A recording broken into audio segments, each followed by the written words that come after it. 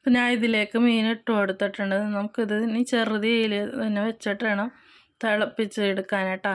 അല്ലെങ്കിൽ ഇതെന്ന് വെച്ചാൽ ഈ മീൻ പൊട്ടിപ്പോകാൻ സാധ്യത ഉള്ളതുകൊണ്ടിട്ടാണ്. നമുക്ക് ചെറുതീയിൽ വെച്ചിട്ട് കുറച്ച് നേരം ആദ്യം നേരം ഇട്ട് തിളപ്പിക്കാൻ വേണ്ട കേട്ടോ. ചെറുതീയിൽ വെച്ച് കുറച്ച് നേരം നമുക്ക് ഒരു 5 മിനിറ്റ് ആകുമ്പോൾ ഒന്ന് നോക്കാം. അപ്പോൾ മീനിൻ്റെ പാകം നിങ്ങൾക്ക് മനസ്സിലാവും.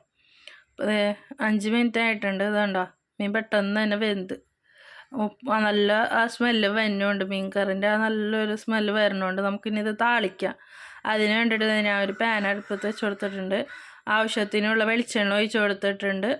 ഞാൻ ഇടാന്ന് വെച്ചാൽ കൊച്ചുള്ളി ചെറുതായിട്ട് അരിഞ്ഞതും കറിവേപ്പിലയും ഉലുവയും കൂടിയാണ് ഇട്ടിട്ടാണ് താളിക്കുന്നത് കേട്ടോ.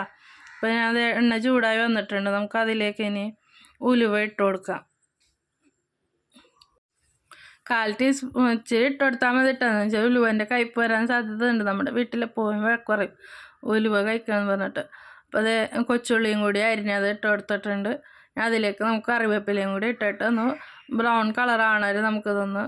അപ്പോൾ നത്തോലിക്കറി ഇതോടെ നമ്മുടെ റെഡി ആയിട്ടാണ്. ഇനി നമുക്കിത് ഒന്ന് മൂത്ത് കഴിയുമ്പോൾ ഒരു ബ്രൗൺ കളറായി കഴിയുമ്പോൾ നമുക്കിത് കറിയിലേക്ക് ഒഴിച്ചു കൊടുത്താൽ മതി മാത്രമേ ഉള്ളൂ.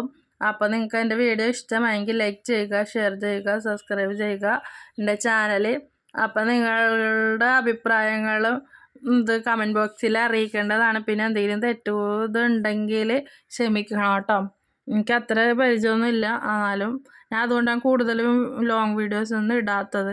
ഇന്ന് ഞാൻ ഇപ്പോൾ ഇരുന്നപ്പോൾ ഞാൻ വിചാരിച്ചൊന്ന് ഷെയർ ചെയ്യാമെന്ന് വിചാരിച്ചിട്ട് ഞാൻ എടുത്തതെന്ന് മാത്രമേ ഉള്ളൂ. പിന്നെ അതിനുള്ള വീഡിയോസിൽ തയ്യലിനെ പറ്റിയിട്ട് നമ്മൾ വെറുതെ ഇരിക്കണ വീട്ടമ്മമാർക്ക് വേണ്ടിയിട്ട് തയ്യലിനെ പറ്റിയിട്ട് ഞാൻ ഇടുന്നുണ്ട് വീഡിയോസൊക്കെ. അപ്പോൾ വീട്ടിൽ മെഷീനൊക്കെ ഉണ്ടായിട്ട് നമുക്ക് തയ്ക്കാൻ അറിയാത്ത വീട്ടമ്മമാരുണ്ടാവും. അപ്പോൾ അവർക്ക് വേണ്ടിയിട്ട് ഞാൻ അടുത്ത വീഡിയോസിലൊക്കെ ഞാൻ ഇടുന്നുണ്ട്. എങ്ങനെ പെട്ടെന്ന് തന്നെ നമുക്ക് ചുരിദാറൊക്കെ റെഡിയാക്കാന്നുള്ള വീഡിയോസ്. അപ്പോൾ അതൊക്കെ നിങ്ങൾ കാണുക. ഇനി അടുത്ത വീഡിയോ വന്നവരും ഓക്കെ ബൈ, താങ്ക് യു.